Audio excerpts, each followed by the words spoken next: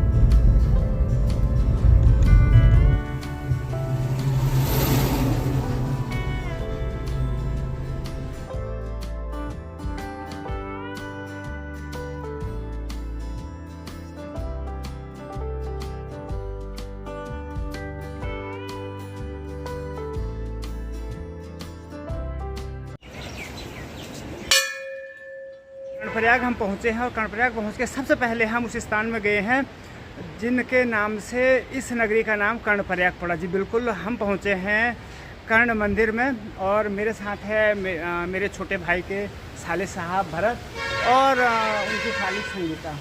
तो आज इनके साथ हमारा सफ़र है कर्णप्रयाग का। तो सामने दिखाएंगे आपको आज कर्णप्रयाग की कुछ चीज़ें जो हम दिखा सकते हैं आपको। और अभी पहुँचे हम कर्ण मंदिर में। तो कैसा लगा आप लोगों को यहाँ पे आके? चल, तो इससे पहले भी आए हैं आप लोग कर्णप्रयाग? तो आते रहते, नज़दीक में है पर यहाँ मुश्किल, यहाँ तो फंसवा रहा है। तो जी बिल्कुल, यहाँ पे महारथी जो कर्ण है, जिन्होंने कि महाभारत के युद्ध में अपने वीरता का परिचय दिया, तो उनका मंदिर यहाँ पे बना हुआ है। कर्ण का जो मुख्य मंदिर है एक शिला के ऊपर बना हुआ है यहाँ पे। तो ये बहुत बड़ी शिला है, मतलब इतना ही उस तरह भी फैली हुई है ये। लेकिन अब यहाँ पे लोगों के द्वारा अच्छा सा मंदिर भी बनाया गया है, लेकिन जो मुख्य मंदिर है इसी शिला के ऊपर है, क्योंकि तो टनों टन भारी होगी ये शिला। और बाकी ये सामने नज़ारा कर्णप्रयाग मार्केट का। और ये जीवनदायिनी अलकनंदा नदी, और अभी आप गंगा नदी की मुख्य सहायक नदी है। यूँ कहें कि यही नदी आगे जाके गंगा नदी के रूप में बदलती है। जो यात्रा है वो देवप्रयाग से शुरू होगी, और ये आ रही है जो सामने बद्रीनाथ से अलकनंदा नदी का तेज़ प्रवाह।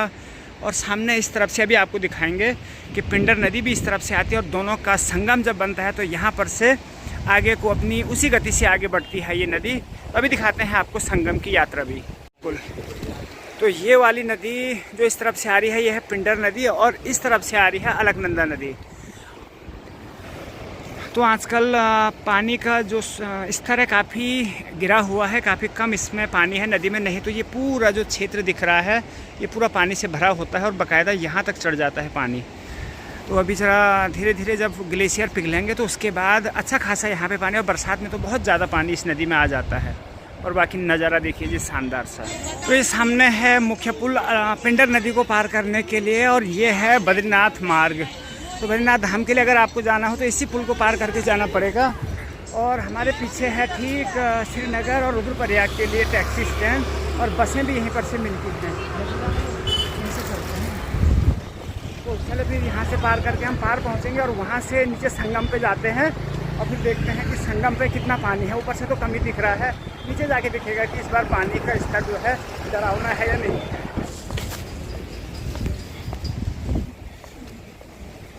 और अब जब कर्णप्रयाग आए हैं तो यहाँ जो स्नान घाट है वहाँ के दर्शन भी करते हैं। तो चलिए फिर ले चलते हैं आपको कर्णप्रयाग के स्नान घाट की ओर। तो ये सामने देखिए पिंडर नदी का वेग कितना तेज़ है। जब हम लोग ऊपर से देख रहे थे तो वहाँ से ना बिल्कुल ही एकदम शांत लग रहा था कि हम इजीली कोई, लेकिन यहाँ आके बड़ा डरावना सा लग रहा है। इतनी बड़ी नदी देखिएगा भी कैसे हैं। चलो फिर आज संगी को भी दिखाते हैं कि पिंडर और अलकनंदा का जो संगम है वहाँ पे, और नदी का वेग देख के तो बड़ा ही भयंकर सा भी डर सा लग रहा है यहाँ जाने में। तो ये बहुत ही खतरनाक वाला वेग और शोरगुल इतना ज़्यादा यहाँ नदी का कि और किसी की आवाज़ भी नहीं सुनाई दे रही है, इसीलिए ज़ोर ज़ोर से चिल्लाना पड़ रहा है जी। तो ये है जी, देखिए क्या गजब का, और लग जितना प्यारा लग रहा है ही उतना खतरनाक। और देखिए बरसात में जब हम आते हैं ना, तो जहाँ पे मैं खड़ा हूँ अभी, यहाँ से तकरीबन 5 मीटर ऊपर तक और पानी चढ़ा रहता, तो आप अंदाज़ा लगा सकते हैं कि कितना पानी यहाँ पे रहता होगा। और सामने होटल कृष्णा प्लेस, तो कभी भी आए तो यहाँ पे आप आके विश्राम की और नदी का संगम देखने की बढ़िया यहाँ पे व्यवस्था है। और अभी अलकनंदा नदी इतनी गहराई में हूँ मैं कि अलकनंदा नदी दिखाई नहीं दे रही है, क्योंकि जो ये टीला दिख रहा है इसके आगे की तरफ है अलकनंदा नदी, और हूँ मैं वैसे प्रॉपर संगम पे। तो चलिए फिर संगम पे थोड़ा सा हम भी पंच स्नानी कर लेते हैं और उसके बाद फिर चलेंगे यहाँ से, क्योंकि इतना पानी हमने कभी देखा नहीं है और पानी देख के हमें डर भी बहुत लग रहा है।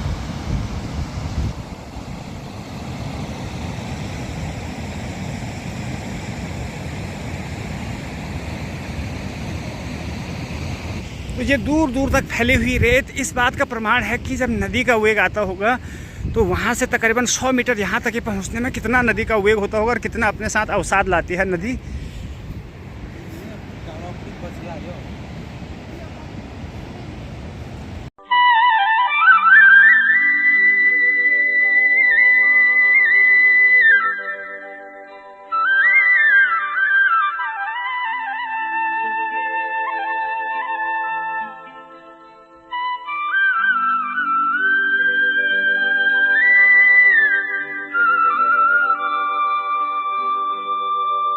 तो जी कर्णप्रयाग में आके ना इस बार पहली बार हम इतने नज़दीक से अलकनंदा नदी के समीप गए हैं, और अलकनंदा नदी यहाँ पर से महज 2 से 5 मीटर की दूरी पे है। तो बहुत अभी शांत भी लग रही है नदी, क्योंकि इस तरफ नदी का प्रवाह तो तेज़ है लेकिन पानी कम है नदी में।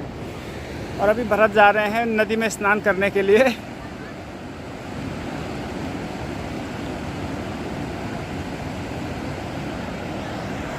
और हमारी तरफ बहुत सारे लोग आए हुए हैं यहाँ पे फ़ोटोशूट के लिए।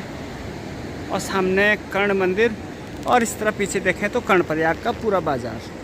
तो जी अभी हूँ मैं नागनाथ पोखरी के लिए जो रोड जा रही है, इस पर बने पुल पे, जो कि अलकनंदा नदी के ऊपर बना हुआ है। और सामने दोनों नदियों का संगम यहाँ से बड़ा ही शानदार दिख रहा है जी।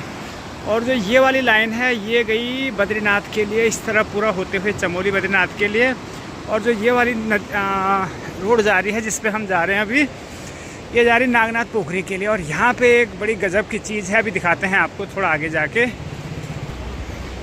तो ये है जी एक रोड टनल जो इस बड़ी सी चट्टान को काट के बनाया गया है, और ये है शहीद स्मृति द्वार।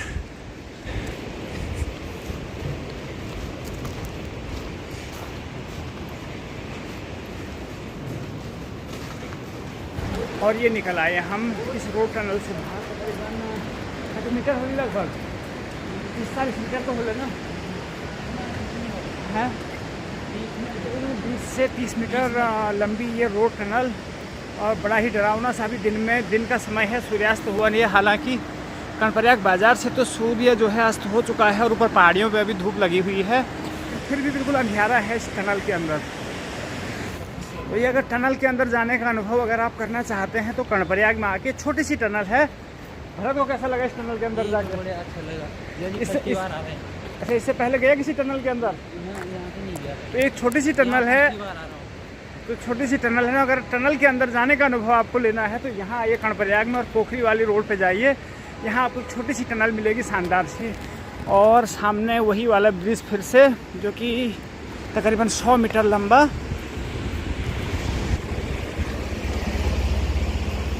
और अगर इस तरफ की बात करें तो ये सामने को ये जो गाड़ियाँ आ रही हैं ये आ रही श्रीनगर देहरादून से, और जो ऊपर वाली रोड है ये है बाईपास। तो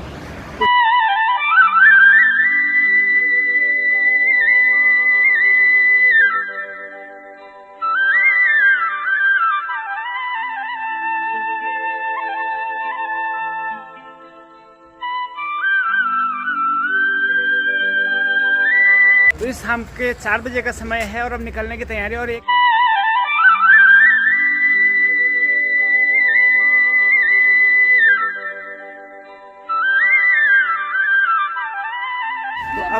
घर जाने की तैयारी हो रही है। समय तो शाम का 4 बजे का समय है लगभग, तो अब निकलते हैं कर्बरयाग से घर के लिए।